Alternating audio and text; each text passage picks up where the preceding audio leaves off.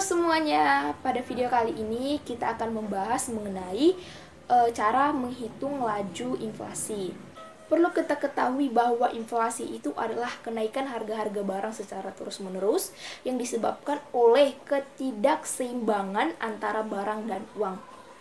Lalu, bagaimana cara kita menghitung laju inflasi?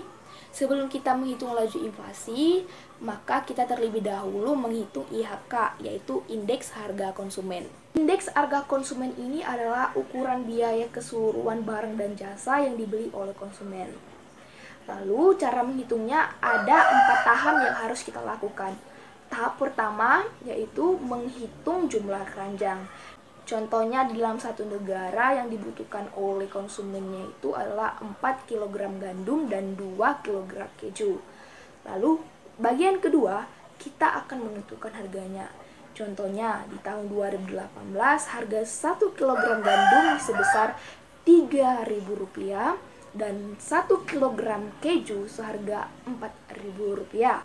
Lalu di tahun 2019 harga 1 kg gandum sama dengan Rp4.000 dan 1 kg keju seharga Rp5.000. Lalu setelah kita menentukan harganya, maka kita akan menghitung biaya dalam keranjang.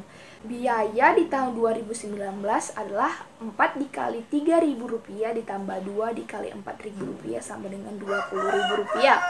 Biaya di tahun 2009, 4 dikali Rp4.000 ditambah 2 dikali Rp5.000 sama dengan Rp26.000. Lalu, setelah kita menentukan biaya dalam keranjang, maka kita bisa menghitung indeks harga konsumennya. Nah, indeks harga konsumennya ini dihitung dengan rumus harga keranjang di tahun sekarang dibagi harga keranjang di tahun dasarnya atau tahun base-nya dikali 100. Contohnya kita menggunakan tahun dasarnya yaitu 2018. Maka biaya keranjang di tahun 2018 dibagi biaya keranjang pada tahun dasar yaitu tahun 2018 dikali 100. Maka 20.000 dibagi 20.000 dikali 100 sama dengan 100. Lalu jika kita menghitung IHK di tahun 2019, maka kita menggunakan rumus yang sama, yaitu biaya keranjang tahun ini, maksudnya tahun yang akan kita hitung, dibagi biaya keranjang pada tahun dasarnya dikali 100. Maka biaya keranjang di tahun 2019 26.000 dibagi 20.000 dikali 100. Maka hasilnya sama dengan 130. Lalu setelah kita menghitung dan menemukan IHK-nya, barulah kita bisa menghitung laju inflasinya. Laju inflasi itu dihitung dengan rumus IHK tahun ini dikurang IHK tahun sebelumnya dibagi IHK tahun sebelumnya dikali 100%. Contohnya kita akan menghitung laju inflasi tahun 2019. Maka rumusnya IHK tahun 2019 dikurang IHK tahun 2018 dibagi IHK tahun 2018 dikali 100%. Sehingga 130 dikurang 100 dibagi 100 dikali 100% sama dengan 30%. Maka laju inflasi dari tahun 2018 ke tahun 2019 sebesar 30%. Cukup mudah bukan? Lalu bagaimana cara mengatasi inflasi? Inflasi itu terjadi karena pola belanja masyarakat yang berubah. Misalnya, pada saat ada isu gagal panen karena cuaca, masyarakat menimbun bahan pangan agar tidak kehabisan stok, sehingga masyarakat membeli stok dalam jumlah yang banyak.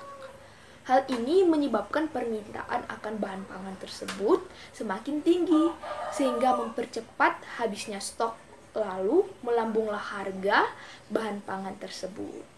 Agar terhindar dari inflasi tersebut, maka cara terbaik yang harus dilakukan adalah menjaga kestabilan ekonomi keluarga dengan berinvestasi seperti membeli logam mulia, belajar reksadana, atau membeli properti. Dengan begitu, Anda bisa menghindari inflasi dan tidak terkena dampaknya saat ekonomi Indonesia terguncang.